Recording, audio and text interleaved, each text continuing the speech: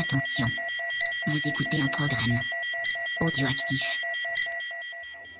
Revs up, lights out on 2019. Great start from Miller on the second row, and it's a good start from Dovizioso also. Not so much for Marc Marquez. Quartararo finally exits pit lane. Oh dear me, what's he sitting up in the middle of the circuit for? What's happened? He's just thrown something off his bike. He's having a look. He sits up Dovizioso. The crowd here go wild. 46 flags everywhere. He has made his move. Oh, Vignales and... Salut à tous, on se retrouve pour le numéro 58 de C'est qui en pôle. On va parler évidemment du 11e Grand Prix de la saison qui s'est tenu en Autriche. Avec moi ce soir, Pierre, comment ça va ? Ça va bien. Bien remis ? Ouais, bien remis, on va dire, il y a eu des hauts et des bas sur ce week-end. Ah oui, c'est un week-end ascenseur émotionnel. Exactement. Ça, voilà. Je me suis couché très tard hier soir, je dois avouer. Ouais, je me suis couché, mais je me suis relevé après, donc ça m'a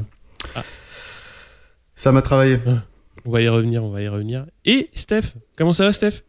Eh ben ça va, j'imagine que vos touches F5 sont complètement effacées, qu'on voit plus l'inscription dessus à force de rafraîchir Twitter et MotoGP. C'est un peu ça, ouais.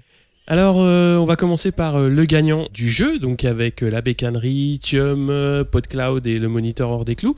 Et c'est Monsieur Tomcat qui a gagné, donc les goodies vont partir d'ici la fin de semaine. Et pour le numéro 58, évidemment, on va parler de Marco Simoncelli. Je te laisse la parole, Steph. Oui, le susnommé Marco Simoncelli est né en 87 près de Rimini, ça vous dira quelque chose parce que c'est pas loin non plus de Tavoulia. Et il est malheureusement mort en octobre 2011 à Sepang, comme on s'en souvient. Pour sa carrière, il a commencé dans 125, il avait 15 ans à l'époque, il a fait 6 courses pour cette saison d'essai, et la saison suivante, à savoir la 2003, il la court entièrement pour finir 21, donc c'est pas calamiteux, mais c'est pas gégène. L'année suivante, il fera mieux, parce qu'il fera 2 pôles et il gagnera à Rérez, donc il ouvrira son compteur à Rérez. Pour autant, il fait pas une saison non plus d'enfer, parce qu'il finit 11e, mais il a au moins une victoire. En 2005, il regagne à Rérez, et il fait 6 podiums, donc c'est de la bonne, et il finit 5e. Fort de ses bons résultats, il se fait drafter par Aprilia en 2006 pour courir en 250. Ses 2 premières saisons, par contre, dans la catégorie sont en demi-teinte, parce que la première saison, il fait 8. Saison d'après, il passe dans la team Squadra Métis Gilera. Il fait 10e pour inaugurer son contrat chez Gilera, ce qui est pas non plus top, et il chute beaucoup, c'est un peu la marque de fabrique.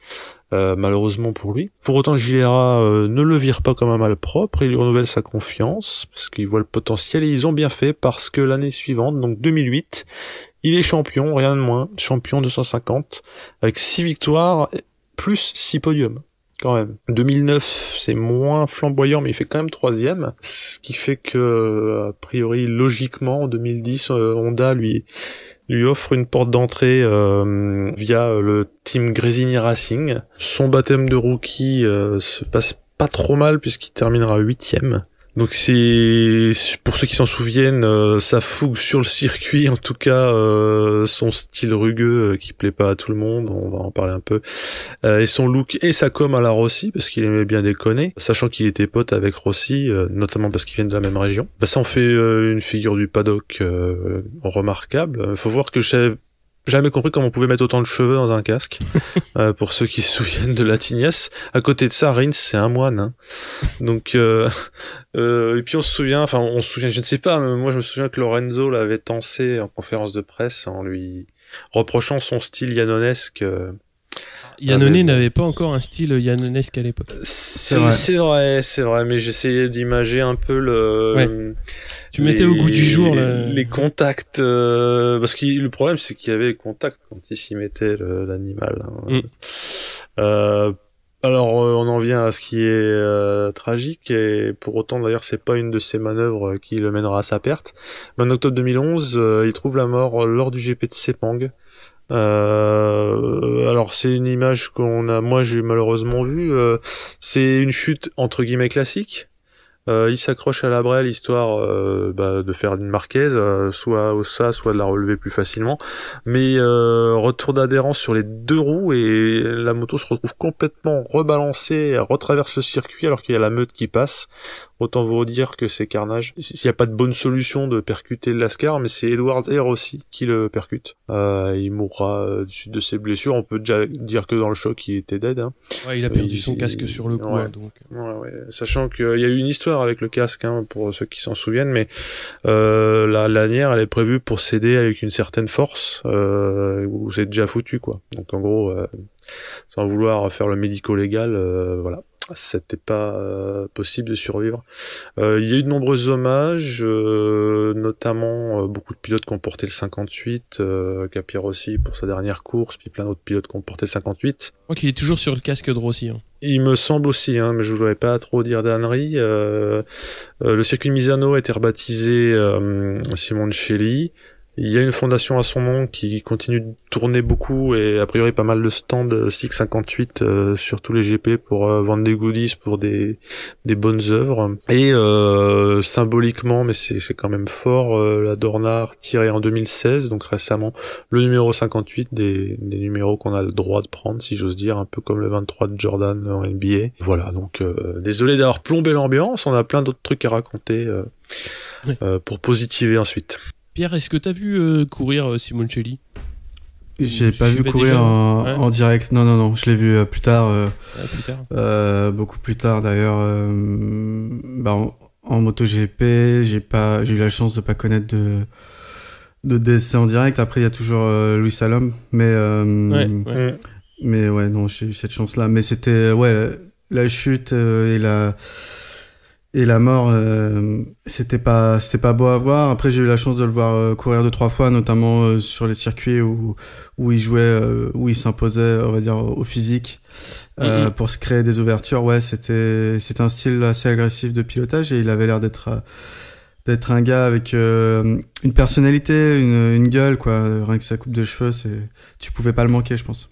Ouais, c'était un charisme à part, hein, quand même. Hein. Et je trouve qu'ils s'étaient bien trouvés à l'époque avec Rossi, évidemment. Ils sont du même coin, ils ont dessiné le ranch ensemble, certaines pistes.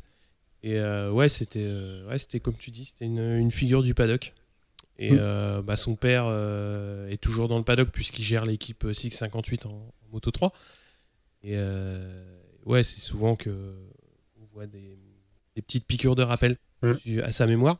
Merci. On va attaquer sur les news et surtout en Moto 3 puisque c'est Léopard qui a officialisé ses pilotes pour 2020 et ce seront Massia et Foggia et on a eu une autre officialisation donc ce dimanche, donc pendant le week-end de course, c'est le retour d'Husqvarna qui a été officialisé par KTM, donc qui est une sous-marque, une filiale de KTM. Et ça permet d'enchaîner directement sur les news Moto 2, Pierre, puisqu'il y a eu d'autres news de la part de KTM. Oui, alors c'était les news assez surprenantes pour le coup. Donc KTM a fait pas mal d'annonces lors du Grand Prix à domicile de Spielberg, notamment en Moto 2, l'annonce qu'ils allaient arrêter d'être fournisseurs de châssis pour la catégorie. Donc c'était une annonce assez bizarre en sachant que leur investissement jusqu'à présent. Donc ils vont continuer à être en support du team Ayo. Et d'ailleurs Ayo restera le team fournisseur de talent, on va dire, pour le MotoGP, pour KTM. Donc là on a des trucs particuliers qui se créent parce que on sait que Tech 3 est passé l'année dernière sur châssis KTM avec le partenariat qu'ils ont eu aussi en MotoGP. Donc qu'est-ce que va faire Tech 3? Est-ce qu'ils vont repartir sur un châssis maison comme ils avaient avant, ou est-ce qu'ils vont prendre du Kalex ou du Speed Up? Aucune idée, en tout cas ça les laisse un peu le bec dans l'eau. Je sais pas ce que contractuellement ils avaient signé, mais plus qu'un peu, c'est particulier. Et puis après les transferts, quoi, parce qu'il y a aujourd'hui, je vais pas dire de bêtises, il y a 6 motos sur le plateau. J'ai KTM. plus en tête, mais il y a 2 officiels Ayo et il y a les 2 Tech 3. Ouais, après il y a American Team, ils ont 2 motos. Ouais. Je sais pas si on a encore un troisième autre team. Bon bref, entre 6 et 8 motos, donc c'est pas une décision qu'ils ont dû prendre tout seuls, je pense. Enfin, j'espère pour les équipes avec qui ils ont des contrats, quoi. Parce que là, ça fout le merdier. Ouais, il y a 9 motos. Pour Il y a Tech 9 motos KTM. Ouais. Il y en a une Ayo. D'accord. Pour Tech 3, je suggérerais qu'ils prennent une Daytona du commerce, en fait. Et comme ça, ils ont un châssis. Et tu fous le Triumph dedans. Ouais. Alors, elle est pas bonne idée. Peut-être moins réglable, je pense. Oh, Ouais, bon, je pense c'est que- déjà mieux que rien. Hein. Je pense que c'est trop souple, hein, même. Ouf. Mm. Bah, tu fous, vu que KTM, ils sont super forts en tube, il leur en reste sûrement quelques-uns. Tu me sautes ça en travers et c'est marre. Fort en Non, tube, je- c'est pas gagné quand même. Non, mais ils en ont beaucoup, je veux dire. et ils ont du stock. Le problème du beaucoup, c'est que tu les mets n'importe où, quoi. Ouais, bah, c'est ce qu'ils font. on anticipe, là. Vous Attention. voulez qu'on parle des transferts ou pas? Parce que là, Ouais, alors effectivement, depuis 2 semaines, il y a une grosse rumeur. Alex Marquez, le team Petronas, en Moto 2 serait intéressé pour signer Alex Marquez et pour l'attirer dans son giron, lui promettrait l'année suivante une place dans le team Petronas MotoGP. Donc ça, jusqu'à présent, c'était des grosses rumeurs, mais sans rien d'officiel. Et aujourd'hui, on a vu une contre-rumeur qui est tombée. Entre guillemets, Yamaha mettrait son veto à la venue de Alex Marquez dans un team Petronas Yamaha MotoGP. Donc, a priori, tout tombe à l'eau de ce côté-là, quoi. c'est moche. C'est assez moche, ouais. Après, Petronas qui aura sans doute une seconde Moto 2 l'année prochaine, du coup, va devoir se tourner vers un autre pilote. Et surtout ils sont assez ambitieux, hein, vu qu'ils cherchent des pilotes performants. Peut-être qu'ils vont se retourner à nouveau vers Pasini, je sais pas pour le coup, mais Pasini, il est un peu vieux, quoi, maintenant. On passe aux news MotoGP, Steph? Oui, il y a eu beaucoup de cancans avec les journalistes Canal+, notamment, qui arrêtaient pas de demander à tout le monde s'ils en savaient plus. Personne n'en savait plus sur... donc j'en viens à ce dont il est question, l'avenir de Lorenzo, parce que même convalescent, il fait parler de lui, et pas qu'en faisant des pubs pour des rotophiles. Il a arrêté ça. Ouais, il a arrêté. Maintenant, il poste des photos de lui en disant qu'il est de retour. Alors voilà, là, retour, oui. Les gens se demandaient si il était pas en train de causer avec Ducati dément mollement, machin. Alors je te fais juste le résumé. Enfin, vous l'avez vécu comme moi, là, a priori. Le non-événement serait donc qu'il courrait chez Honda, y compris l'année prochaine.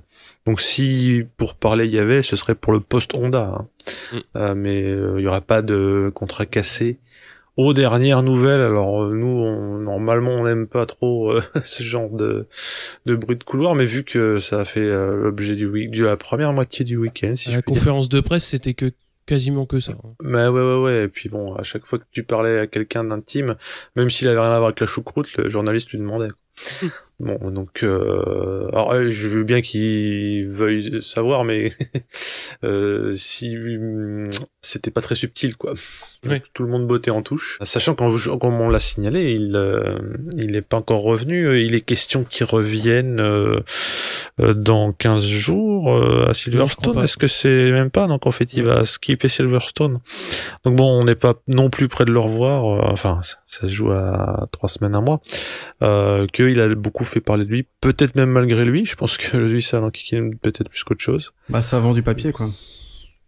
Oui, voilà, mais en plus, j'allais dire, c'était quand même cramé qu'il allait pas retourner chez Ducati officiel dès l'année prochaine. Enfin, vu que Petrucci était signé, Dovi aussi. KTM, par ailleurs, on va beaucoup parler d'eux, on a déjà beaucoup parlé d'eux, signe une prolongation de contrat de 5 ans avec la Dorna, ce qui fait qu'ils seront là encore 7 ans. Alors, faut-il s'en réjouir? Nous verrons plus tard. Changement de la règle des départs anticipés en 2020 au lieu du passage obligatoire. Ah, le départ anticipé, je vous parlais de quelqu'un d'autre chez KTM justement. Pardon. Règle des départs anticipés en 2020 au lieu du passage obligatoire par la pit lane, c'est un long lap penalty qui sera infligé. Ouais, je pense honnêtement que 2 long laps, ce serait un peu plus dissuasif. Un long lap, c'est 3 secondes, c'est pas forcément une peine suffisante à mon avis. Peut-être qu'il y a des joueurs qui vont qui vont prendre le risque. Ah. Ouais. Ouais. Mais c'est vrai que De quand toute façon, tu seras perdant. Mais quand t'as vu l'affaire Crutchlow où il avait bougé un cheveu et que ça avait rien changé au schmilblick et qu'il s'est pris un ride-through, c'était quand même vilain, quoi.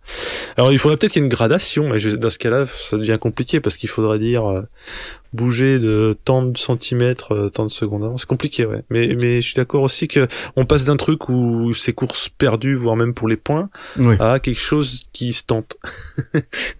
Faut voir ce que ça donnera en vrai.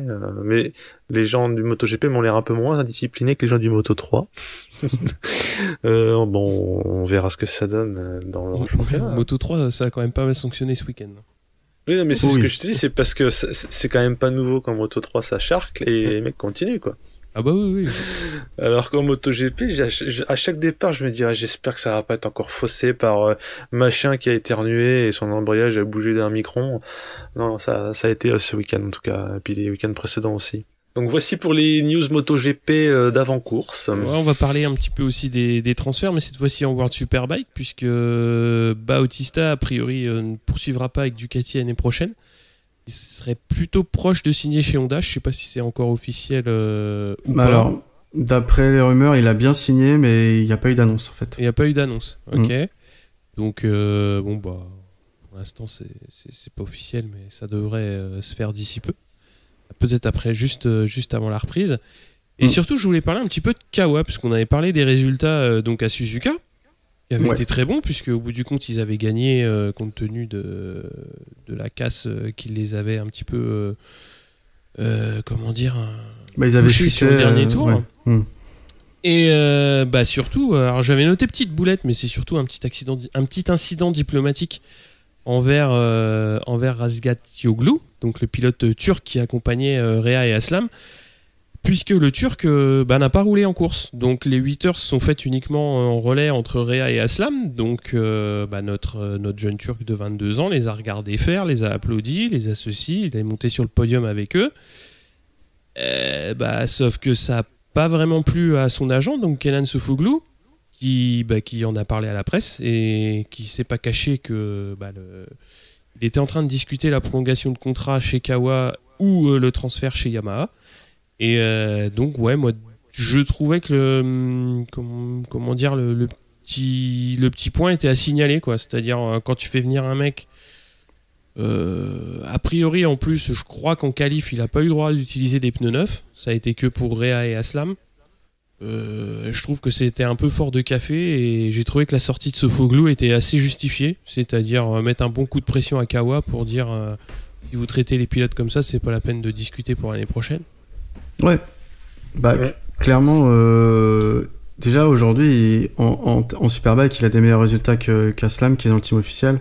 Ouais. Donc, un mouvement où il arriverait dans le team officiel l'année prochaine, c'était envisageable, mais avant Suzuka, là, effectivement, il a été approché par Yamaha, qui sait que Melandri s'en va à la fin de l'année. Ouais. Donc oui, il y a une place chez le team GRT Yamaha. Donc clairement, la moto est compétitive et pourquoi pas, hein, c'est faisable. En tout cas, ça va laisser des traces sans doute. Hein, parce que même s'il reste chez eux, il va l'avoir mauvaise, quoi. Ouais, oui. Ouais, j'ai trouvé que c'était pas très fair-play de gérer une endurance à deux pilotes en laissant le mec de côté. Je trouvais que c'était moyen. On va parler évidemment du Moto-E, puisqu'il y avait une course ce week-end. Donc au qualif, on a eu quand même la moto de Tully qui a eu un peu chaud samedi après-midi, mais il a quand même pu continuer ses sessions d'essai et sa qualif. Et en pôle, c'est Di Meglio qui est devant Siméon et Smith qui complète la première ligne. On a Raffin 4, Tully 5 et Garzo 6. Ferrari 7, De Angelis 8 et Granado 9. On a les deux Français Kenny Forêt 15e et Randy Depugnet 16e. Alors Depugnet a vu son temps de qualification annulé pour avoir dépassé les limites de piste. Au niveau de la course, donc on a vu quelques ajustements de distance. Alors dans un premier temps, c'était lié à la topologie de la piste, donc une piste très rapide, donc favorable aux gros moteurs en MotoGP, mais pas spécialement la gestion de l'énergie pour les motos électriques. Donc du coup, ils ont dans un premier temps réduit le nombre de tours, et étant donné qu'il y a eu de la pluie le dimanche matin, ils ont d'autant plus raccourci la course du dimanche, donc qui s'est tenue uniquement sur 5 tours, et la piste était mouillée. Donc c'est Siméon qui va prendre les commandes, mais Di Meglio reprend vite la tête de course. On a Tully qui va sortir large très très tôt et qui va se retrouver en queue de peloton. On a Granado qui va mener quelques tours, qui va emmener du coup Di Meglio dans sa roue pour creuser un petit écart. Et Granado va chuter sans gravité. On a Garzo qui va prendre la deuxième place à Siméon. Donc Garzo va également chuter dans le dernier tour. Et il va laisser filer donc Di Meglio à la victoire et offrant la troisième place du podium à Smith, donc qui est devancé par le Belge Siméon à la deuxième place. On a De Angelis 4, Ferrari 5 et Gibernau 6. Chez les Français, Forêt 11 et De Pugnet 12. Et donc, comme on l'a dit, la victoire de Di Meglio. Yes. Alors, aux discussions post-course, est-ce que vous avez vu cette course justement, course sprint? Ouais. Affirmatif. Moi j'ai bien aimé, notamment parce que je m'amusais à regarder Gibernau qui faisait sa petite remontée dans son coin. C'était assez intéressant. Il s'est fait des petites chaleurs de l'arrière. Évidemment que j'ai suivi le fait qu'en tête de course c'était Cocorico, mais justement ça permettait de regarder, parce que tu cherches, il y a tellement de noms et tellement de profils différents, notamment il y a Maria Herrera aussi qui a mal débuté sa course, donc s'est trouvé très vite derrière, mais ça fait plaisir quand même qu'elle soit dans le paquet, et puis a priori c'est pas sa place de ce week-end qui reflète ce qu'elle sait faire, mais tu l'avais aussi fait remarquer Cyril dans le conducteur et je valide, et tout le monde l'a vu, c'est le poids des motos qui est quand même de 160 kg, donc qui est quasiment le double des motos GP. Qui les amène souvent vers les extérieurs de virage moi j'ai pas remarqué que c'était pas vif, parce que je trouve que toujours ils se mettent vite sur l'angle, si tu veux. Bon, évidemment quand t'es pilote tu dois pouvoir le débriefer très vite. Moi je l'ai pas vu à l'écran, mais ce qu'on voit effectivement c'est qu'ils se font vite emmener à élargir. Raison de plus pour admirer ceux qui n'ont pas de problème, comme Di Meglio qui gère ça super bien. J'ai vu, et finalement le bruit moi me déplaît pas, tu sais, l'absence de bruit, ça fait assez science-fiction comme boucan. Moi ça me va bien comme boucan. Ouais, c'était une course assez plaisante au final, c'était intéressant. Et ce que j'ai remarqué aussi, c'est que j'aime bien le mode de qualif, qui est c'est une super pole, c'est un tour lancé, c'est un tour pour se lancer et après c'est le tour et roule ma poule. Je me demande si ce serait pas marrant d'avoir ça en MotoGP, mais c'est peut-être trop roulette russe, peut-être. Oui, ouais, c'est clairement roulette russe sur les conditions de piste. Ouais. Non, mais dans le principe, ça rejoint un peu le rallye avec les temps scratch. Et ça permet d'être un peu plus exalté en regardant son petit préféré. Tiens, qu'est-ce qu'il va faire? Ouais, ça fait un peu plus de spectacle, quoi. Après, si tu fais des départs anticipés pas des départs anticipés, mais du 1 par 1 toutes les 30 secondes, je pense que tu peux arriver à une uniformité intéressante. Ouais. Je parlais du WRC parce que c'est ce qu'ils font. Ils attendent pas que le mec soit arrivé pour je sais pas combien il se laisse d'avance, 1 minute. Enfin, en rallye oui, mais là il se laisserait 10 secondes et il partirait à la queue. Bon, après t'aurais toujours des délires, genre il y en a un qui se bourre, ça gêne l'autre, je sais pas quoi. Il y a pas de bonne solution. Ouais. Pierre, t'as vu la course Moto E ou pas? Ouais, j'ai vu la course. Ce que j'ai noté, c'est que la chute de Granado et la chute de Garzo, elle a eu lieu immédiatement quand ils ont roulé sur des lignes blanches tous les deux. Ouais. Parce qu'en fait, c'était la première fois où les Moto E roulaient avec les pneus pluie. Mais vraiment, ils ont découvert qu'il pleuvait sur la grille et ils ont mis les pneus pluie et ils sont partis, quoi. Ils ont jamais testé des pneus pluie sur ce type de moto, quoi.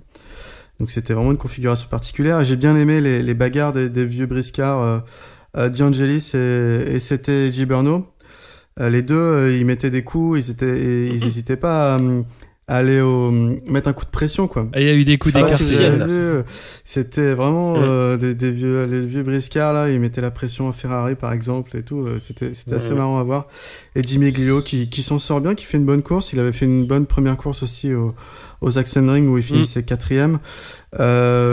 Pour l'instant il est en tête du championnat du monde de Moto E, donc c'est cool. Et puis on continue à suivre ça. Moi je trouve ça c'est une catégorie intéressante, pas très beau à voir sur ce type de circuit, parce que clairement on sent que à la relance c'est lourd, quoi.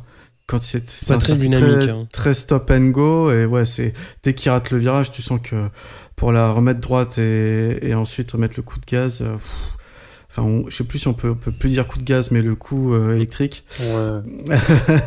Le coup de jus. Ouais, c'est ça, le coup de jus, c'est un peu long, quoi.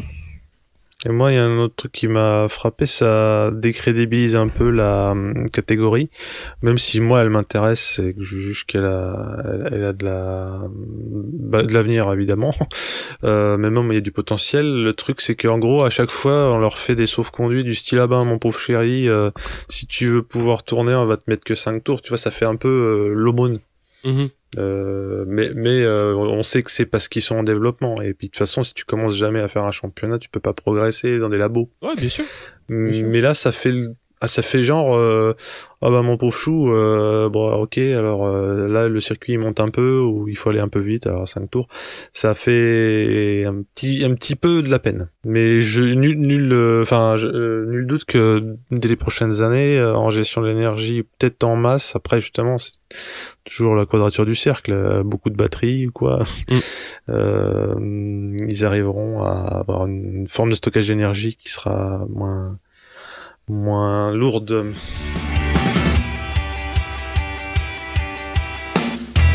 On va passer à la course Moto 3. Donc en Q1, c'est Mazia, Fenati, Mignot et Lopez donc, qui vont passer en Q2. Et c'est McPhee en pole devant Suzuki et Fenati. Toba 4e, Arbolino 5e, Vietti 6e, Mazia 7e, Sasaki 8e et Ramirez 9. Alors il y a eu pas mal de sanctions, notamment Canet et Antonelli qui voient leur temps en Q2 annulé et qui partiront donc en fond de grille, en fond de classement de Q2 en fait.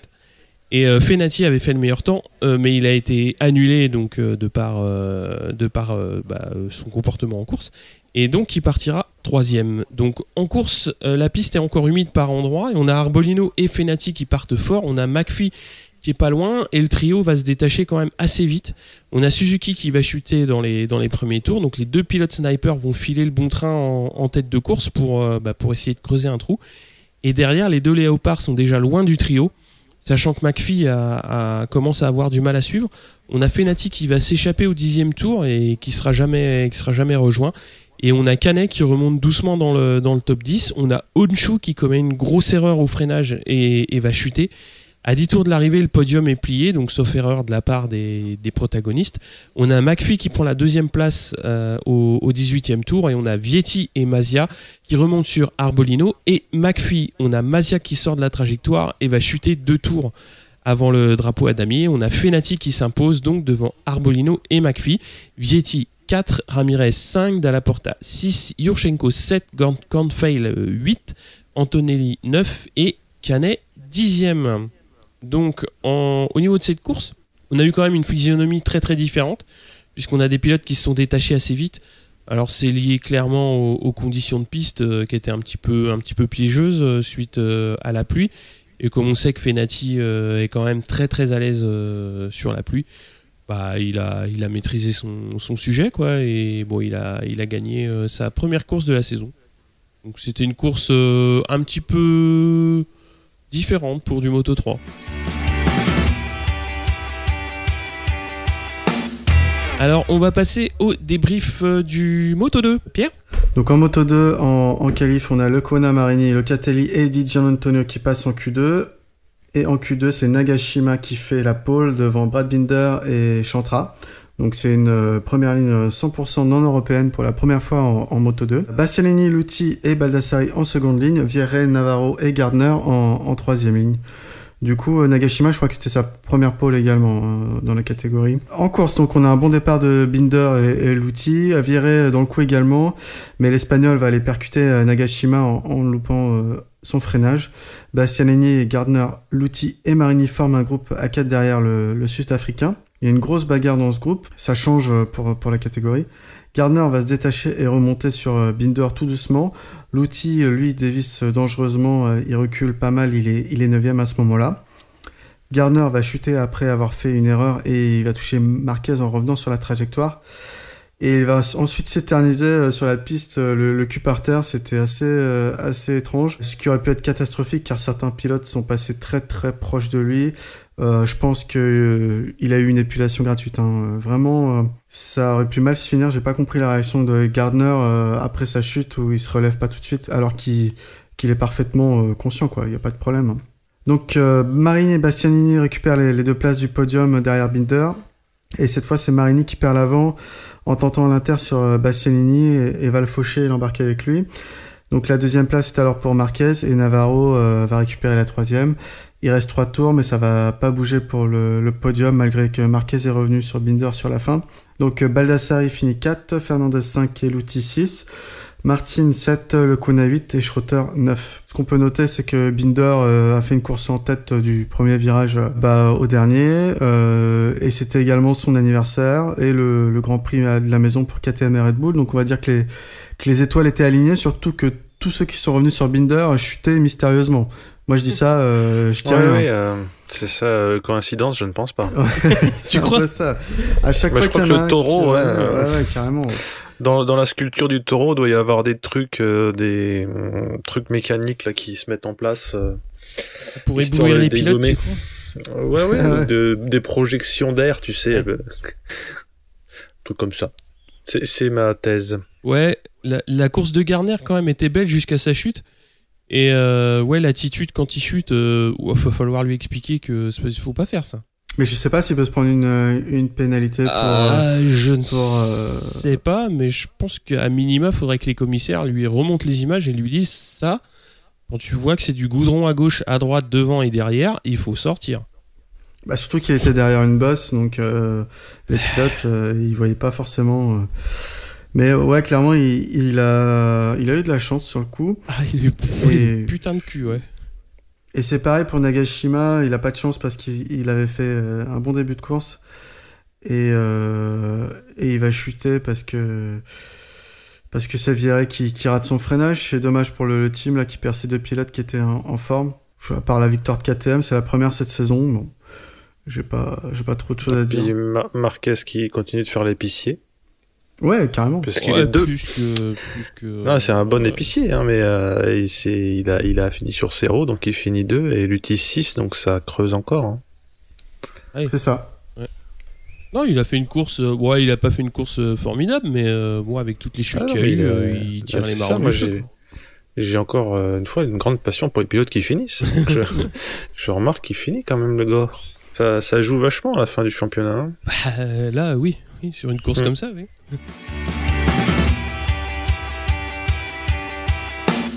On passe au MotoGP, Steph? Yavol, les essais ont vu Crutchlow et Bagnaia s'extirper de la Q2.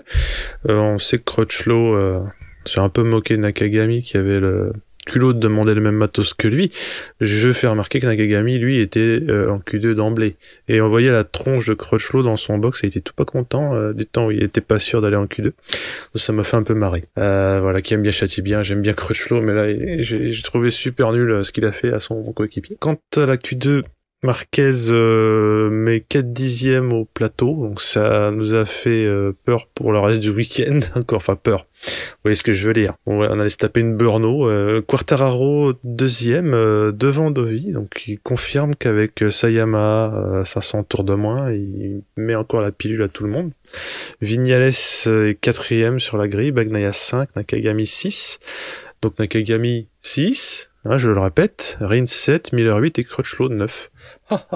J'arrête de m'acharner sur Crutchlow. On va parler de la course justement, et on va reparler de Crutchlow aussi. Bon départ de Dovi et de Marquez, et il y a Dovi qui a décidé d'enquiquiner Marquez dès le début, ce qui leur vaut un contact et le fait au premier virage redresser pour pas se la mettre. Donc celui qui tire les marrons du feu, c'est Quartararo, qui était bien parti. Je vais pas dire pour une fois, ce serait vilain, mais il a réussi à faire des départs où il se fait moins bolosser qu'avant. Et donc il en profite pour prendre la tête devant Rins, qui lui va faire un feu de paille parce que le surnommé Rins, il va s'effacer derrière les Ducati de Miller et de Dovi, ainsi que Rossi, qui lui est en embuscade. C'est une embuscade qui va pas vraiment porter ses fruits, mais il a tenté le vieux. Crutchlow Espargaro chute, alors à la décharge de Crutchlow, il est rentré dans Espargaro qui avait un problème technique. Donc je dis juste que Nakagami finit dans les points. Pendant ce temps, Dovi et Marquez remettent les choses dans le bon sens en se replaçant 2 et 3 à la chasse de Quartararo, pardon. Le Quartararo, il se bat et il finit par se faire déposer par Dovi et Marquez, mais pendant plusieurs tours, on a vu les deux maboules, Dovi et Marquez, revenir comme des avions sur Quartararo du fait de la puissance supérieure de leur moteur. Là, c'est vrai que de ce point de vue-là, le circuit est très révélateur des différences des motos, notamment parce qu'il y a beaucoup de freinage et de réaxel. Et pauvre Quartararo s'est fait croquer à cause du déficit de Canasson, parce qu'en termes de pilotage, il n'a pas démérité, loin de là. Et le duo en tête, quasi maintenant mythique, enfin on peut le dire même maintenant, Dovi Marquez vont se pouiller. Derrière, il y a Miller qui a quelques longueurs du français, donc il se trouve 4e à ce moment-là, devant Rossi. Rossi le vieux en embuscade.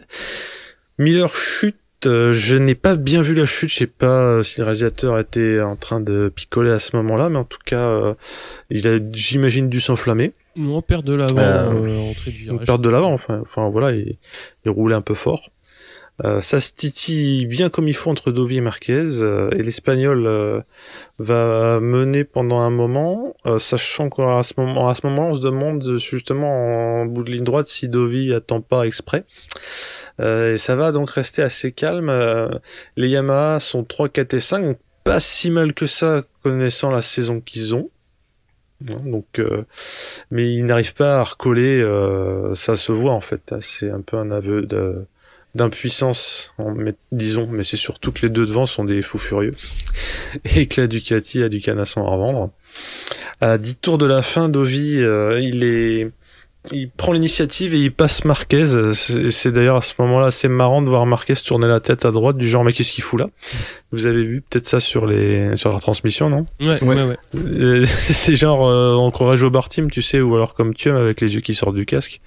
Et donc il se passe un bras de fer ensuite jusqu'à l'arrivée finalement. À 3 tours de l'arrivée, ça va être une belle baston.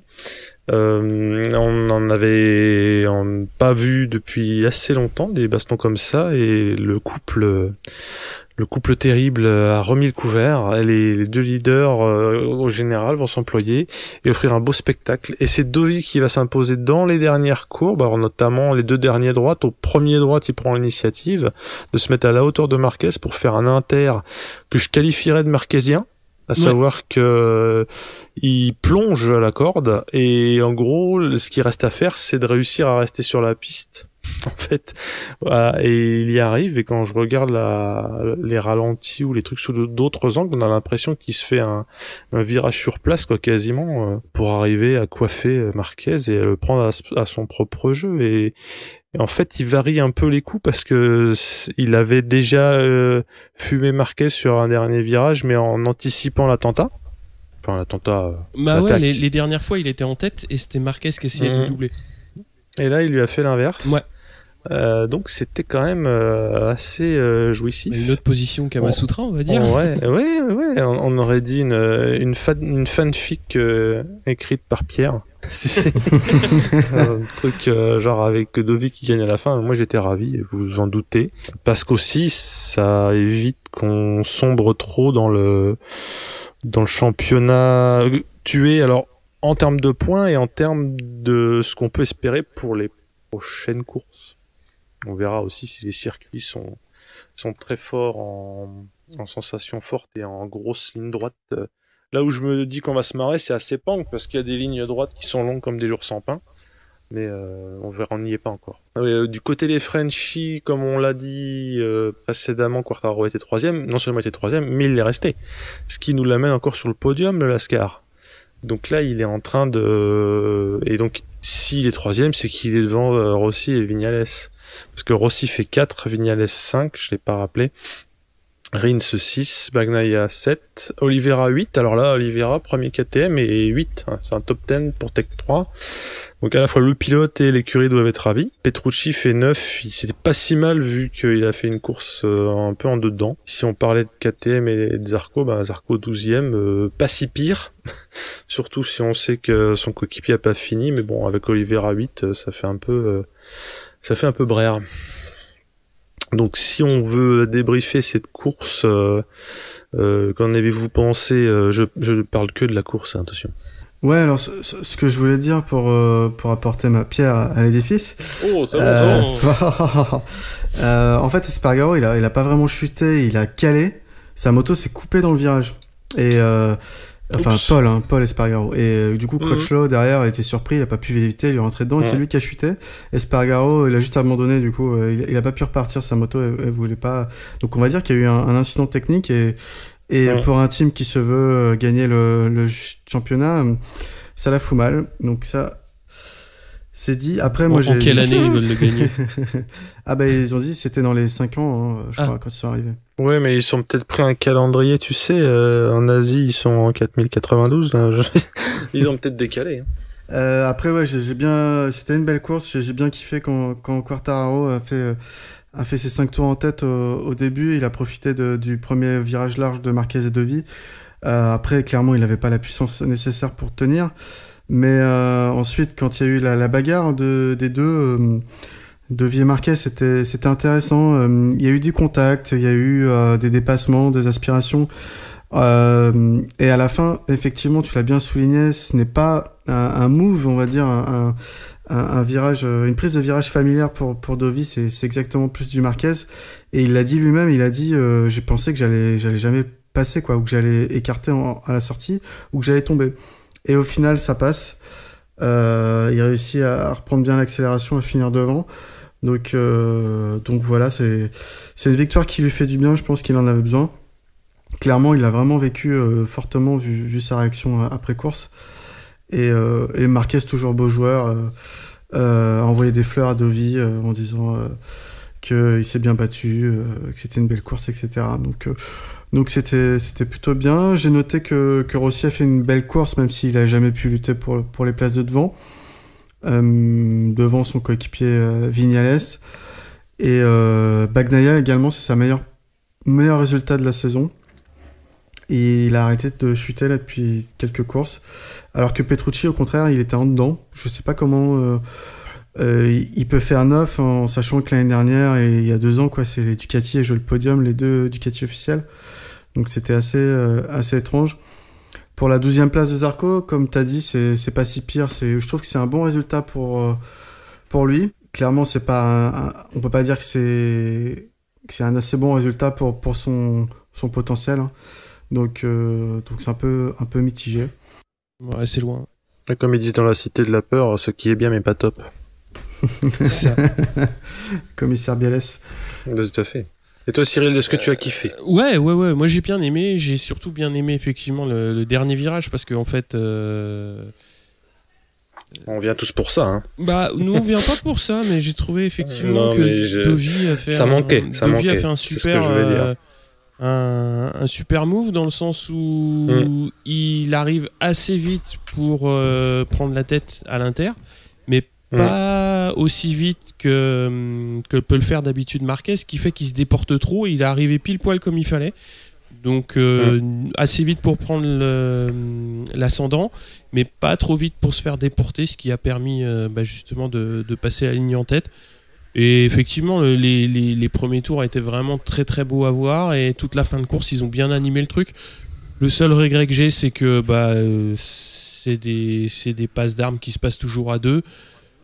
Les Yamaha font un beau tir groupé 3, 4, 5, mais toujours trop loin en termes de temps.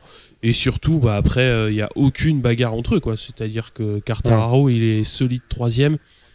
Et Rossi est à aucun moment il est en capacité de revenir. Viñales, c'est exactement la même, c'est-à-dire qu'il est une seconde derrière Rossi, il a pas de marge de manœuvre pour revenir. Il y a eu une petite bagarre avec Rins, quoi, qui a failli lui coûter la 5e place. C'est mitigé encore avec 3, 4, 5 c'est pas si mal, mais 6, 7, 8 secondes c'est trop. Il faut être plus près. C'est un peu la consolante. Hein. Ouais, c'est bien gros, d'être le meilleur des pas bons, quoi. Enfin, des autres. Ouais, des autres. Des derniers, enfin des derniers premiers. Je sais pas comment on peut plus ça. C'est ça, ouais. Mais Honda aussi, moi ce qui me choque surtout, c'est que l'ami Marquez, c'est le sapin de Noël qui cache la forêt de sapins calcinés, parce que le premier Honda, le deuxième Honda, excusez-moi, c'est Nakagami, hein, donc ouais. On parle d'un top 10 ou top 11, je sais pas comment. Il est 11e, Nakagami. Il est 11. Non, mais tu sais, généralement, quand les gens finissent quelque part, ils disent top quelque chose, donc je suis le top 11. Il est 11e, donc, et on a, alors Crutchlow a chuté, on n'a pas vu dépendre ses chances.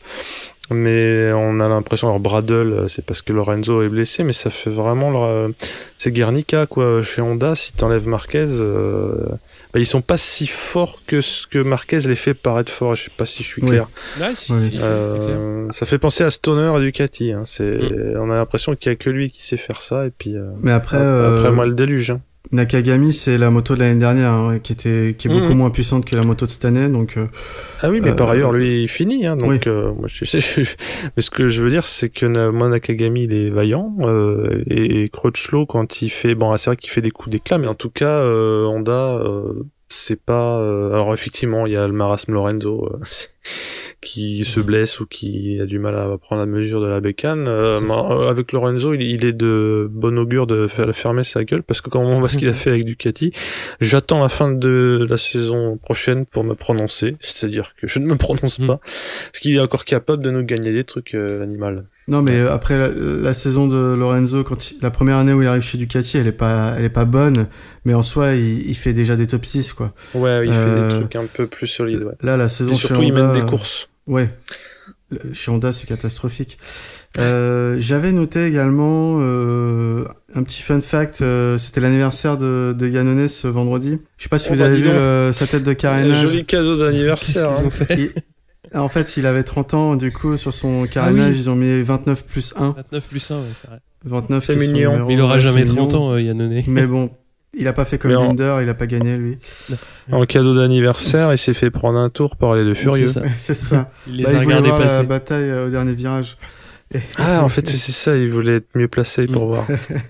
Et puis, après, Dovi a fêté sa victoire en rendant hommage, on n'en avait pas parlé la semaine dernière, à Luca Samprini, donc, qui était le chef de presse officiel du team Ducati, qui est décédé à Brno.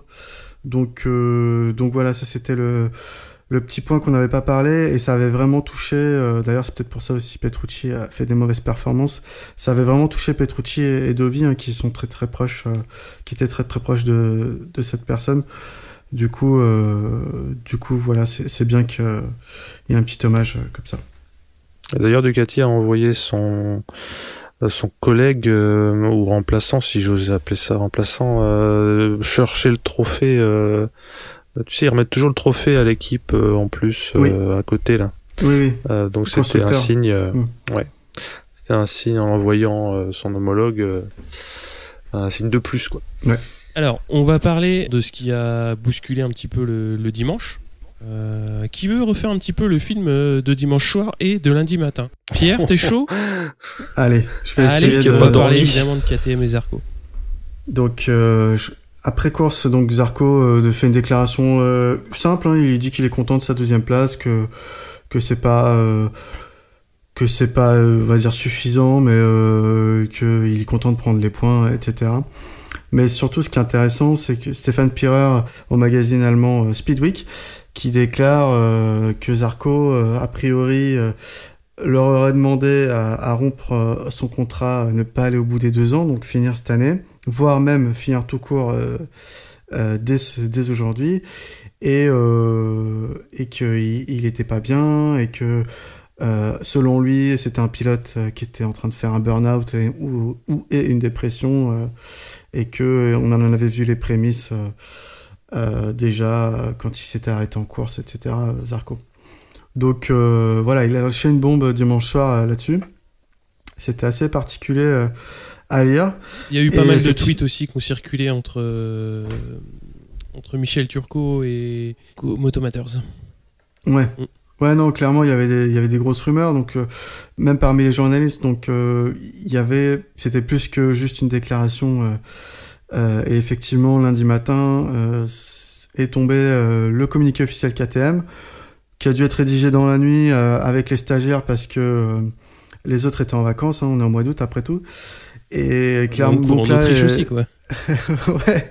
Et du coup, effectivement, donc Zarco et KTM, c'est fini à la fin de cette année. Donc Zarco continuera à courir tout le reste de la saison, mais ne fera pas sa deuxième année de contrat initialement prévue.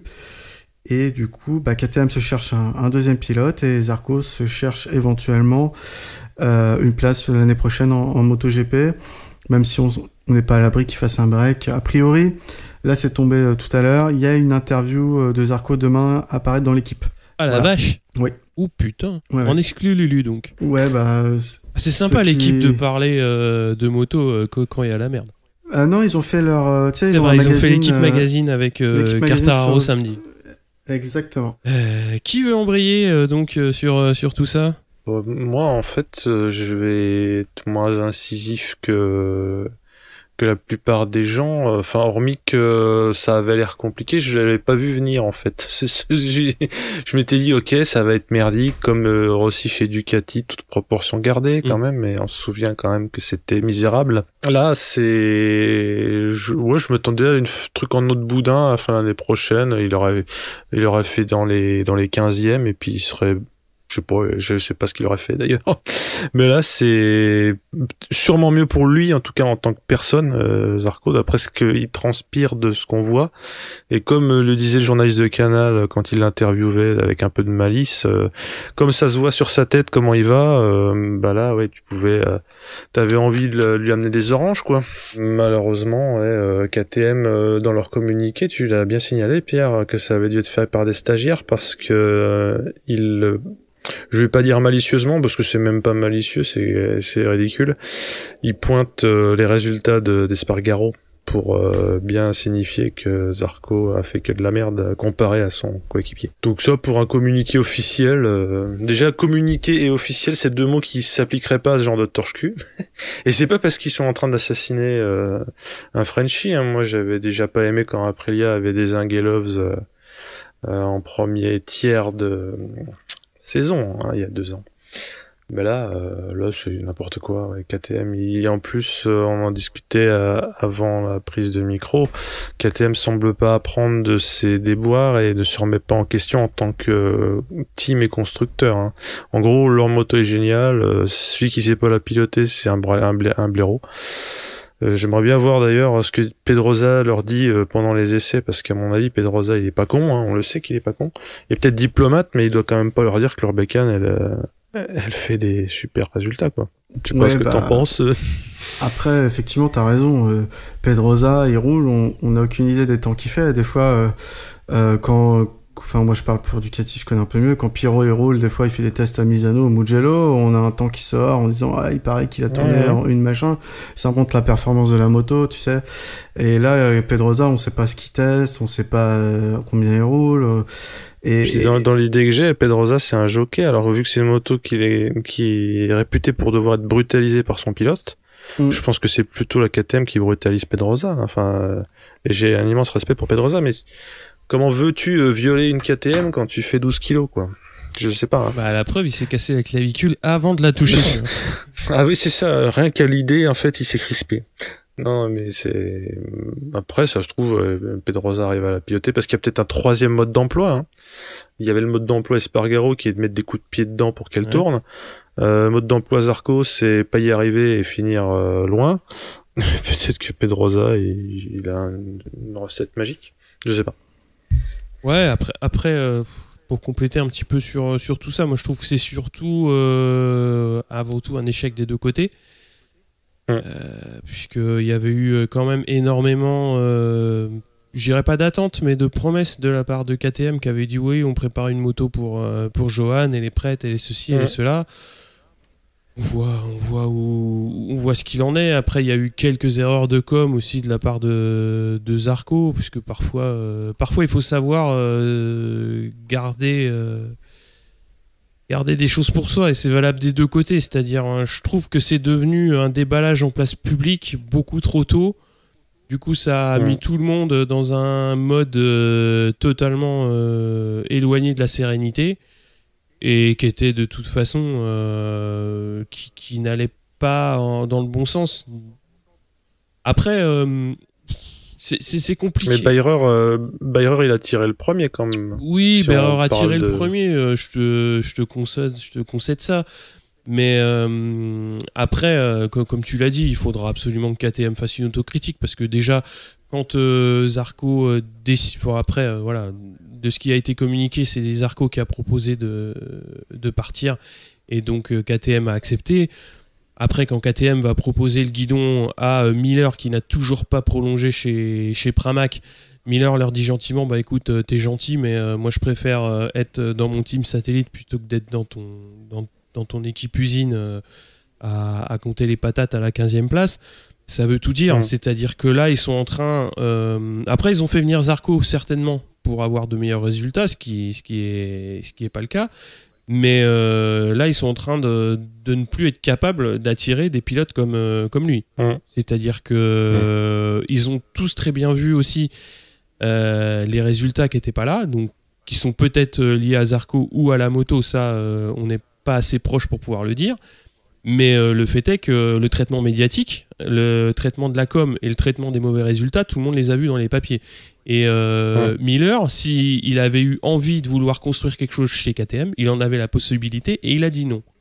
Donc partant de là, c'est un message quand même assez fort, qui est envoyé pas par un top pilote, mais qui est envoyé par un pilote quand même qui a de l'expérience en MotoGP, qui aurait pu apporter l'expérience puisqu'il a roulé sur Honda et Ducati en team satellite, donc il a quand même vu aussi différentes conceptions de moto, donc il aurait pu avoir un regard différent sur la KTM, et il leur a clairement dit non. Donc partant de là, si KTM continue à s'entêter, bah, KTM s'entêtera et continuera à jouer de belles 10e places avec Espargaro, hein. Moi ça me gênera absolument pas. Après ça me gêne effectivement pour Zarco, parce qu'il avait fait 2 premières années très prometteuses, et que là il prend une décision difficile. Comme il l'a dit, elle est difficile à assumer puisqu'il n'y a plus de guidon en MotoGP, officiellement. Après, il peut toujours se passer plein de choses, compte tenu de la blessure des uns, des autres, des prolongations qui se font pas, des ceci, des cela, des machins, des bidules. Il peut se passer encore plein de choses. C'est un gros pari qu'il fait. On ne sait pas où il sera l'an prochain. Ouais, c'est un échec flagrant flagrant quand même. Ça me rappelle... le fait que Pierre avait assisté au lancement de la saison par Canal, et il avait eu la chance et le talent d'interviewer les deux, Quartararo et Zarco, et au moment où il a fait cette interview, on m'aurait demandé de prédire les résultats de l'un et de l'autre, j'aurais inversé si tu veux. Non, parce que c'est imprévisible de savoir ce qui va se passer. Non, mais que Quartararo fasse aussi bien et que Zarco fasse aussi mal, si tu veux, c'est des trajectoires qui se croisent. Parce que moi, je me disais, en rookie, Quartararo, j'espérais qu'il confirme, mais tu sais que quand même, il montait du Moto 2, il était pas inexpérimenté, mais un peu quand même, quoi. Par rapport à un Zarco qui aurait pu capitaliser avec la confiance, et puis KTM, je m'attendais pas à ce qu'il soit aussi catastrophique. Ça, on n'est pas au bon endroit pour pouvoir l'expliquer, quoi. Après. Ouais, mais c'est d'autant plus la loose, enfin rageant en tout cas pour notre pauvre ami Zarco, c'est que de voir sa trajectoire croisée, comme je disais, avec Quartararo qui surfe un peu sur son euphorie et qui refait ce qu'a fait Zarco, mais en mieux je sais pas, mais en tout cas au niveau podium, première année, il les enfile. Hein. Ah bah oui. Oui, bon après on va se concentrer sur le sujet sujet Zarco, mais c'est pour me dire à quel point ça enfonce encore ça me fait de la peine pour Zarco, c'est de voir Quartararo qui est à l'aise comme un poisson dans l'eau sur une Yamaha. Oui. Comme lui à l'époque. Pour mon avis, je pense un peu comme vous, je m'attendais pas à ce que ça soit facile, mais je m'attendais pas à ce que ça se finisse aussi vite et de cette manière. clairement, je trouve que il n'y a pas du tout d'autocritique de la part de KTM, effectivement. Ils sont pas du genre où tu vois, comme l'année dernière, Yamaha, l'ingénieur en chef, il vient s'excuser en conférence de presse. Visiblement, c'est pas le style de la maison. Clairement, ça pose problème parce que là, leur projet, il piétine. En fait, il avance pas. Ou en tout cas, il avance pas dans la bonne direction. On a l'impression qu'ils testent pas assez de nouvelles choses. J'espère que le travail de Pedrosa va porter ses fruits et de Mika Kallio. J'ai beaucoup de doutes parce que quand tu vois qu'effectivement un pilote de second plan, parce que Miller n'a jamais joué le championnat du monde pour être premier, donc un pilote de second plan se permet de refuser un team officiel, ça met vraiment un coup d'arrêt à ton projet. Je trouve que pour le coup ils sont mal perçus maintenant par rapport à effectivement le fait que leur moto n'est pas bonne, et à la fois ils mettent toute la responsabilité de ces mauvais résultats sur leurs pilotes. Personne n'a envie de se retrouver dans cette situation. Zarco n'a pas effectivement a aussi ses torts. Je pense que la communication c'était pas son fort et ça a mal commencé là-dessus dès le début. Mais quand tu vois que Pirer il disait dans le paddock à qui veut l'entendre que Zarco il y croyait pas, c'est mal parti dès le début, quoi. C'est pas du tout une moto compatible avec le style de pilotage de Zarco. On voit qu'il a des limites en termes d'adaptation, comme avait pu rencontrer comme je pense que si tu mets Zarco sur une Honda d'ailleurs, hein, je suis pas exclusif KTM, je pense que c'était une moto trop violente pour son style. Maintenant on s'en rend compte, on n'avait pas la certitude, mais on s'en rend compte. Du coup voilà, pour Zarco, j'espère que ça signe pas sa fin en GP, dans le sens où je pense pas qu'il va y arrêter, peut-être faire une année blanche, mais je pense pas qu'il ait envie d'arrêter. Maintenant, il n'y a pas de guidon cette année qui va se libérer, sauf si vraiment il y a un jeu de chaise musicale là, qui se déclenche avec cette annonce. Et l'année prochaine, il aura déjà 30 ans, il aura fait une année blanche ou une année dans je ne sais quel championnat. C'est difficile de revenir quand t'as les jeunes tous les ans qui poussent du Moto2, quand t'as les sponsors qui veulent ramener leurs pilotes préférés, etc. Quoi, je sais pas trop. Sauf si effectivement un team satellite arrive et remplit les 2 places restantes sur la grille, ça ouvrirait plus de possibilités. Oui. Bon, après, j'espère que pour Zarco il y aura justement une poursuite. C'est pas où, hein, on va voir, on va bien voir. Parce que quand même, mine de rien, il est double champion du monde Moto2, il a fait 2 très belles premières saisons avec Tech 3. Bon, là ça marque clairement un coup d'arrêt à l'ascension, on va dire, puisqu'il y avait beaucoup d'attentes aussi par le public et vis-à-vis de lui. Donc ouais, il va falloir rebondir. Pour lui, ça va pas être évident, mais bon, j'espère qu'il sait ce qu'il fait au moins. Quand il quitte KTM. Après, là où je vais être moi très, comment dire, je dirais pas surpris, mais ouais, je suis aussi intéressé pour savoir ce que va faire KTM. Parce que là, ce qui va se passer, clairement, ils vont uniquement avoir la possibilité de monter des équipes, que ce soit KTM ou Tech 3, avec des pilotes du réservoir qui viendront du Moto2, Moto3, à savoir qu'ils viennent de casser leur filière Moto2 pour l'année prochaine. Donc ils vont être obligés un petit peu d'aller piocher les pilotes sur du rookie, quoi. Et c'est pas comme ça que ça va avancer vite, quoi. Enfin, moi je comprends pas la logique, sachant que bon, les pilotes sont ce qu'ils sont. Enfin une place en tant que pilote MotoGP, c'est voilà, ils sont que 22 pilotes sur la grille, donc c'est précieux. Et quand tu vois que t'as réussi à en attirer un qui n'a qu'une seule envie, c'est de partir, et que pour le remplacer, tu trouveras que des mecs de Moto2, ça va être très très compliqué. T'as beau avoir des moyens, t'as beau avoir Pedrosa en tant que pilote d'essai, et c'est pas Espargaro, quoi. Il avait bien dit qu'il voulait pas rouler, Pedrosa en GP, il voulait plus rouler, donc n'y a pas de raison que ça change. Non, mais t'as raison, ils vont piocher dans leur réservoir de talent Moto 2. D'ailleurs, je me demande si, quand ils ont annoncé que Binder signait chez Tech 3 l'année prochaine, alors que Binder n'avait pas fait ses preuves cette année parce que le châssis était pas bon en Moto 2, si ils avaient déjà pas prévu du coup que... Enfin, ils l'avaient déjà dans le viseur, le fait qu'ils continuent pas dans cette catégorie en tant que manufacturier, quoi. Ah oui, je pense, ouais. Je pense. Mais du coup, ils vont faire monter direct un autre talent dans le team officiel. Ça veut dire qu'il y aura deux équipes, l'équipe Tech 3 KTM MotoGP qui a 2 rookies et un rookie en plus dans l'équipe officielle à côté de Paul Espargaro. Ça fait beaucoup, quoi. En fait, après, ça c'est que des spéculations, hein, mais s'ils continuent à travailler avec leur réservoir actuel, tu fais monter un Oliveira, parce que de toute façon, a priori, Ciarri ne fait plus partie des plans. Et puis après, tu te retrouves avec 2 rookies chez Tech 3. Mais voilà, si tu comptes sur Paul Espargaro pour te développer la moto, il l'aurait déjà fait depuis le temps qu'il y est. Hein. Ça fait 3-4 ans qu'il est maintenant chez KTM. Lui, c'est pareil, il a connu que Yamaha, mais c'est un pilote qui a été champion du monde Moto 2, donc si il avait eu la capacité de, je dirais pas de te pondre, mais de te mettre sur les rails pour développer une moto correctement, ils en seraient déjà plus loin. Ils seraient déjà au niveau de Suzuki, tu vois. Oui. Je pense que Paul s'est fait une raison. Il sait très bien que la moto, tant qu'elle utilise un châssis treillis acier, des suspensions maison WP, aujourd'hui c'est compliqué, quoi. Donc il sait conduire cette moto telle qu'elle est aujourd'hui, il sait l'emmener il sait faire des top 10 à 25 secondes de la tête, quoi. Oui, mais après la moto la moto ne vaut pas plus. Donc il sait utiliser son max.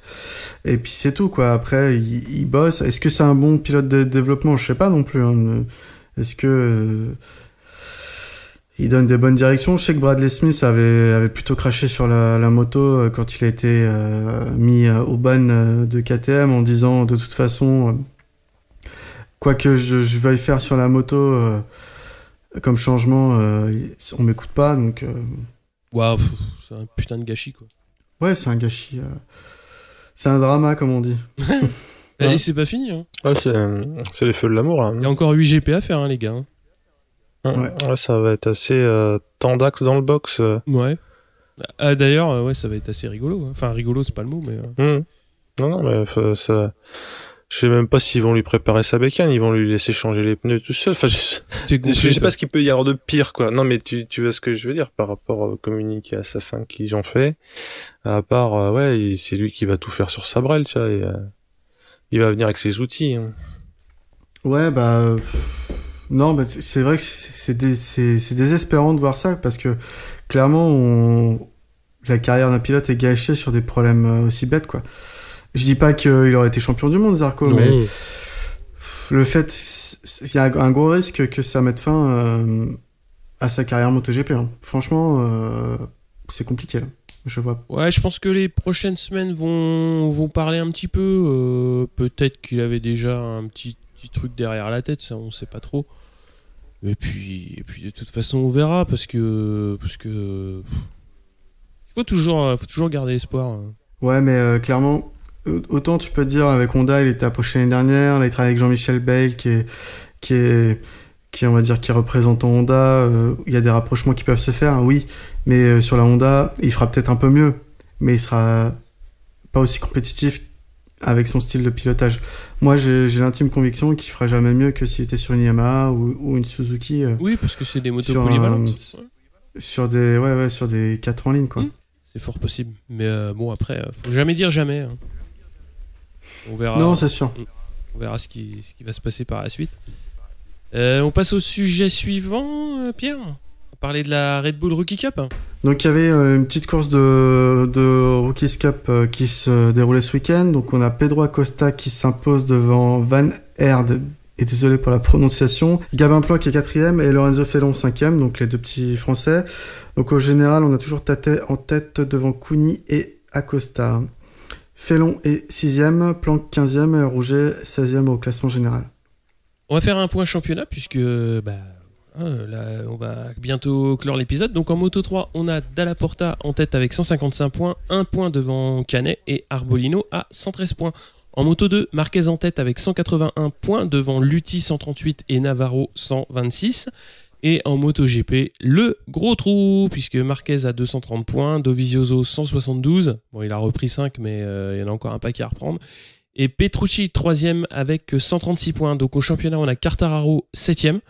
Qui est premier rookie avec 92 points et premier indé avec 6 points d'avance sur Miller. Donc je pense que premier rookie c'est quasiment fait.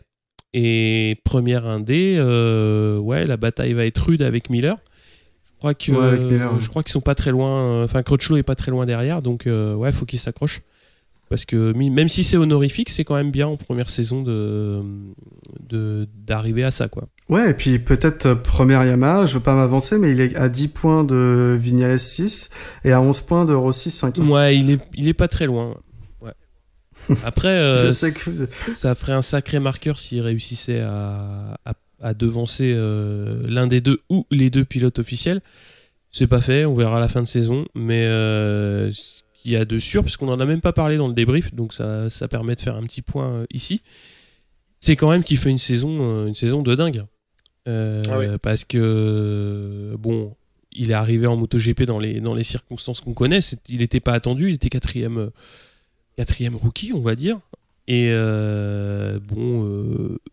moi j'aurais vu plus Bagnaia avoir des performances. J'irais pas à son niveau, hein. J'irais un petit peu meilleur que ce qu'il a actuellement. Donc Bagnaia, même si là il a retrouvé un peu de lumière sur le dernier GP. Mais moi clairement Quartararo, 3 podiums depuis le début de l'année déjà, c'est énorme, quoi. C'est énorme. Ouais, 3 pôles aussi. Ouais, et 3 pôles. C'est pour un rookie sur une team satellite, c'est vraiment des débuts en MotoGP très, très satisfaisants. Oui, et puis un rookie certes, mais surtout un rookie aussi jeune, le plus jeune depuis Marquez.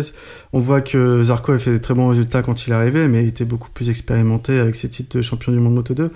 Là, effectivement, je suis d'accord avec toi, ce qu'il fait, c'est très bien en sachant les limites de sa moto, que c'est un nouveau team, donc même s'ils ont recruté pas mal d'anciens du paddock, c'est un nouveau team. Il y a plein de choses qui font que la performance doit vraiment être mise en lumière. Oui, et puis on peut aussi, excuse-moi Cyril, on peut aussi noter que même si c'est pas la mauvaise ambiance, son coéquipier Morbidelli qui était plus clinquant quand il est monté en MotoGP, accuse le coup. Quand on regarde les résultats, même sans comparer, hein. Mais c'était le potentiel qu'on voyait en lui était supérieur au potentiel qu'on accordait à Quartararo, surtout pour sa première année. Morbidelli, il est monté avec le statut de champion du monde Moto 2, donc forcément il y avait un petit peu plus d'attente. Mais il n'a pas touché une bonne moto la saison dernière. La saison de rookie, elle a été un peu compliquée sur une Honda dans une équipe Marc VDS qui mettait la clé sous la porte, donc c'était pas un contexte simple. Mais là, il est dans de bonnes conditions. Mais ouais, donc cette année, ça a peut-être dû à plein de trucs dont certaines qu'on ne connaît pas, mais le Quartararo, avec presque l'insouciance de la jeunesse, je sais pas, il a l'air d'être sur un tapis volant, pendant que Morbidelli, soit il chute, soit il galère, quoi. Enfin, galère, oui. Il est pas aussi flamboyant. Ouais, il est moins flamboyant. Ce qui est pas déshonorant, mais c'est surtout quand t'as un Quartararo qui commence à faire des premières lignes en qualif et des podiums, ça donne aussi la mesure de la performance du Lascar, quoi. C'est sûr. Surtout qu'il ridiculise tous les pilotes officiels de toutes les marques. Apparemment, il a trouvé un setup en début d'année pour sa moto et on lui a posé la question ce week-end comment il faisait pour avoir une Yamaha qui était meilleure que celle du team officiel ou de son coéquipier. Et il dit moi j'ai trouvé un setup en début d'année et depuis on n'y touche pas. En gros, il roule avec la même moto réglée pareil sur tous les circuits et c'est dingue quoi qu'il arrive à avoir un truc. Mais après, en même temps, il y a tellement de choses nouvelles à apprendre pour lui, la gestion des pneus, tout ça. C'est pas plus mal d'avoir la même moto, quoi. Ils vont peut-être tous s'y mettre, hein, comme la pression de pneus de Bautista, tu vois, ils vont commencer à copier, à dire on touche plus à rien. Après, petit point qu'on a oublié de mentionner dans les news, c'est justement que ça a été un petit peu communiqué sur ce point. Le team, a priori, a demandé à Yamaha un package technique au même niveau que Morbidelli pour Quartararo l'année prochaine. Donc, a priori, ils ont réussi à rassembler le budget, ils ont tout ce qu'il faut pour. Ça a été communiqué dans ce sens-là, ils sont en attente de retour donc de la firme japonaise pour l'équipement technique. Donc, moi, je trouve que c'est plutôt bien de communiquer dans ce sens-là. Surtout en amont, puisque je sais que pour Zarco ça avait été communiqué, mais peut-être plutôt dans l'intersaison ou vraiment sur la toute fin de saison. Cette demande, on va dire, de package technique compte tenu des résultats. Là, les résultats sont là. La demande, elle est formulée, je pense, dans le bon sens, dans le bon timing, avec les bons arguments, à la fois sportifs et financiers. Donc on verra comment va répondre Yamaha, quoi. Bah après, c'est toujours ambigu des fois. Il peut y avoir l'argent, il peut y avoir le sportif, et il suffit qu'il y ait quelqu'un comme dans n'importe quel team qui sait bien en tête que non, c'est le team officiel qui doit être performé, et voilà, et qui doit se contenter de ce qu'on lui donne. Bon, après c'est pareil, c'est des pièces qui sont difficiles et qui coûtent cher à produire. C'est pas des trucs qui sont produits en masse, donc c'est pour ça que les fourches carbone, il les a essayées avant que le team les achète, quoi. Il les a essayées avant que le team dise ok, on les prend, on les paye, quoi. Et c'est exactement ça.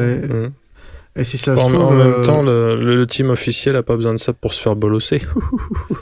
Là, je suis dur avec Jarvis et consorts, mais ils se font déjà mettre sous les ténoirs par Quartararo, dont on dit, et c'est avéré, que le moteur est encore moins puissant que celui de Rossi. Hein. Si je ne m'abuse, hormis les 500 tours machin, il y a aussi... c'est pas les mêmes perfs. Alors ça, je sais pas. Pour moi, on avait juste un déficit de tours minutes, mais peut-être qu'il y a autre chose. Mais il y a déjà ça. Après, en tout cas, d'ailleurs, ça s'est bien vu. Vous avez vu les vues d'hélicoptère, comment il se fait déposer par Dovi. C'est flagrant. Quelque chose de grave. Il y a 15 km/h d'écart en Vmax. Ah ouais, ça pique. Mais ouais, après, on n'est pas à l'abri que Yamaha dise ok pour passer les pièces à Fabio. Par contre, on les retire à Morbidelli, tu vois. C'est pas, il peut y avoir des scénarios comme ça. En gros, vous avez qu'un pilote qui peut avoir toutes les dernières évolutions. Ouais, après, c'est à eux de voir comment ils veulent gérer ça. Hein. Soit ils veulent gérer ça intelligemment, soit ils veulent foutre la merde dans le team en face. Hein. Oui, et puis ils ont tout intérêt. Je pense qu'ils ont Quartararo, ils ont une option sur lui de fait parce qu'ils se sentent bien sur la Yamaha et qu'ils n'ont pas intérêt à le laisser passer pour 2021, quoi. À mon avis, faut pas trop le décevoir maintenant. Tu vois ce que je veux dire, ou en tout cas lui expliquer les choses. Lui expliquer les choses si jamais elles se font pas. En tout cas, avoir une bonne communication. Oui, avoir une bonne com ou signer des pré-contrats ou faire des choses, mais donner des signes. Ouais. Ce qui a peut-être manqué à d'autres pilotes par le passé. Au niveau... Bon, quand tu vois Zarco, il mange champagne noir quand même, parce que quand tu te souviens du pré-contrat de Suzuki qu'ils avaient pas honoré, là ce qui se passe avec KTM, bref, il se prend souvent des merdes dans la gueule. Oui. Il a pas, on est d'accord. Il y a une tuile, elle est pour lui. Hein. C'est ça. Ah non, mais faut voir les choses. Bon, après, on va pas revenir sur les circonstances qui l'ont amené chez KTM, quoi. Mais bon, voilà. C'est le passé, c'est fait comme ça, et maintenant. Après, tu trouves que 29 ans, c'est un petit peu vieux. Moi, perso, du haut de mes 43 ans, je trouve pas. Ou du haut des 40 ans de Rossi. Ouais, voilà. Il a encore... tout le monde n'est pas Rossi en même temps. C'est sûr, il a pas les 20 ans de Quartararo, mais il a encore, je pense, des belles années. Et tu vois, typiquement, il aurait pu faire une belle carrière. Après, chaque pilote, je pense qu'il a une manière à lui de voir les choses et de se faire, entre guillemets, gérer par une équipe. Tu vois, typiquement, à Iannone, on sait qu'il est difficile à gérer. On sait que un pilote comme Dovizioso, il a besoin d'avoir des cadres très très stricts, c'est-à-dire savoir combien de temps il faut pour faire ceci, cela, machin, bidule. Il est très organisé dans sa préparation. Chaque pilote est un petit peu différent dans sa manière d'être. Et le fait est que, tu vois, Zarco, il était bien chez Tech 3, et là, chez KTM, il était moins bien. Bah, ça se voyait aussi. Tu peux mettre de côté les résultats, mais tu vois que il n'était pas dans les mêmes prédispositions pour y arriver. Et c'est un petit peu ce qu'on a vu aussi dans son début de carrière en Moto 2. Là, on fait de la psychologie de... Voilà, je fais mon Henri Chapier du MotoGP. Quoi. Ouais, mais ça intéresse. Ouais, mais pour sa défense, si tu vois les performances de Ciarine, c'est pareil cette année. Oui. Malgré le fait qu'il reste dans le même environnement Oui. familial, c'est très compliqué pour lui. Oui. En fait, si t'as pas grandi, je vais dire dans le MotoGP, hein, si t'as pas grandi avec une moto KTM, donc appris à travailler avec, j'ai l'impression que c'est difficile d'arriver plus tard en ayant testé des Yamaha, des Honda ou je ne sais quoi, d'arriver là-dedans et d'arriver à faire que ça marche tout de suite, quoi. Ah. C'est... Regarde Espargaro, quand la KTM est sortie, est né, ça a été le premier à poser le cul dessus quasiment. Oh, il arrive pas, il arrive mieux que les autres, mais c'est pas flagrant. Hein. Ici, il arrive nettement mieux que les autres, mais les résultats dans l'absolu sont pas bons, quoi. C'est pas comme Marquez, voilà, quoi, où lui c'est le jour la nuit par rapport au deuxième pilote Honda. Espargaro, c'est pas fou, quoi. Quand ça te taper le cul par terre parce que tu fais 5 top 10,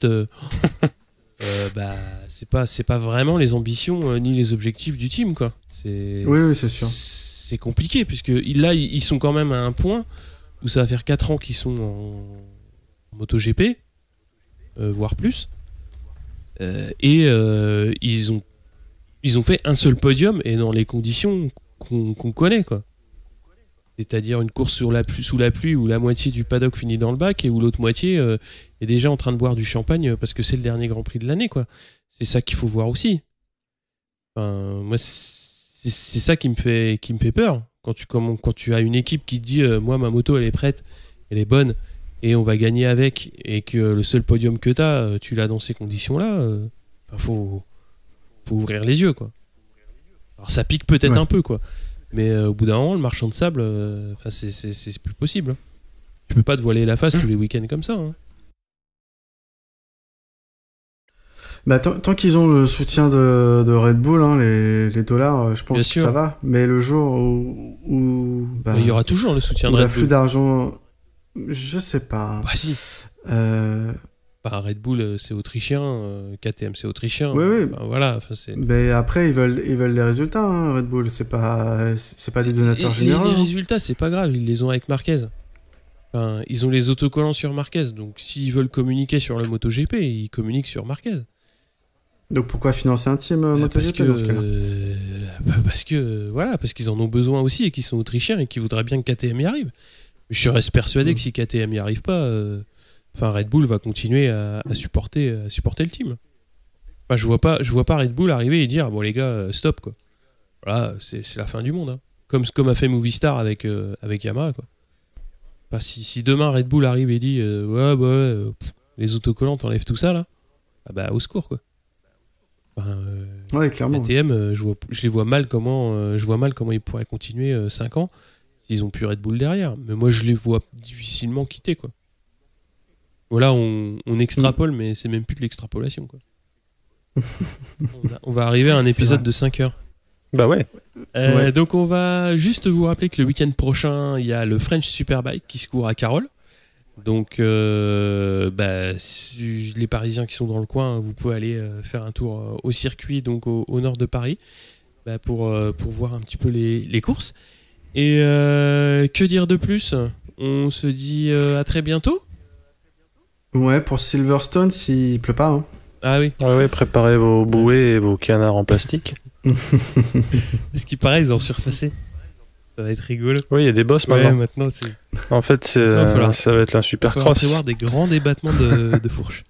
Un petit super cross pour Jean-Michel Bayle, là, ça lui rappellera des souvenirs. Sympa ça. Ouais, Tu mets un peu de boue et c'est parti. Ouais, tranquille. C'est ce qui reste une fois que l'eau s'est enfin évaporée. Il reste le limon. Pas con. Oh, comme on est vilain avec nos amis brexiteurs. Mais ça se trouve, il va faire beau. Ah là là. On n'est pas à l'abri. Bon allez, sur ce, à bientôt. Ciao. Salut les petits clous.